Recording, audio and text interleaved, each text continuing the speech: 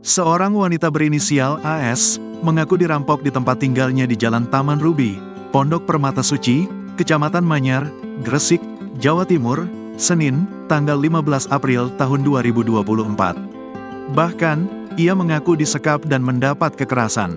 Kemudian barang berharga telepon genggam iPhone dan perhiasan dibawa pelaku. AS mengaku, perampokan terjadi saat dirinya seorang diri di rumah kontrakan. Pelaku berjumlah 2 orang dan masuk ke rumah kontrakan memanfaatkan pintu yang kebetulan tidak dikunci. Senin, tanggal 15 April tahun 2024, petang. Kasat Reskrim Polres Gresik, AKP Aldino Primawirdan mengatakan, keterangan AS tidak benar. Dari hasil analisa terhadap 3 rekaman CCTV di sekitar tempat kejadian perkara, tidak ditemukan kejadian janggal maupun orang yang menghampiri rumah korban pada saat jam kejadian, seperti yang dikatakan korban. Bahkan, korban selanjutnya tidak dapat dihubungi dan tidak diketahui keberadaannya.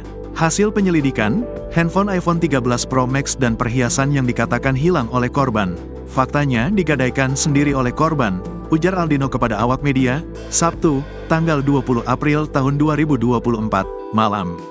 Penyidik memanggil pelapor untuk mengklarifikasi kebenaran kasus tersebut, dan terbukti bahwa pelapor mengarang cerita atau membuat laporan palsu, kata Aldino. Sementara dari pengakuan AS kepada polisi, kekerasan yang dialaminya merupakan hasil pertengkaran dengan seseorang akibat masalah pribadi. Sementara telepon genggam dan perhiasan digadaikan untuk investasi namun ternyata bodong.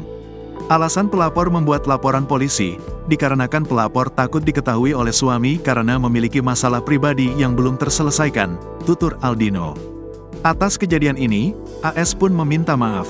Mohon maaf, barang yang dilaporkan sebenarnya tidak hilang atau dicuri orang, tetapi saya jual sendiri. Hasil uang itu saya berikan seseorang terkait masalah pribadi dengan saya, ungkapnya. Download Tribun X sekarang, menghadirkan lokal menjadi Indonesia.